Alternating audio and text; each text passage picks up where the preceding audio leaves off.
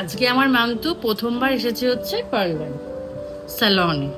কি করতে মাম্মা? চুল কাটতে এসেছো তাই না? বলে দাও।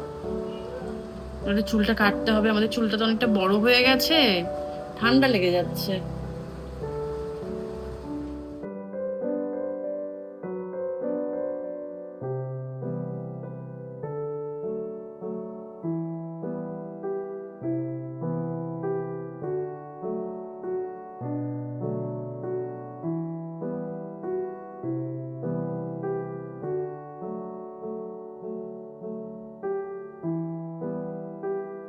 কত কিছু হচ্ছে রে।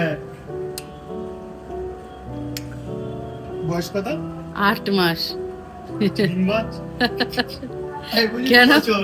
কি বলেছি? আমি বলছি 2 বছর। 3 বছর। পুরো ইন্দিরা গান্ধী ছাট হয়ে গেল তো মামতু, এটা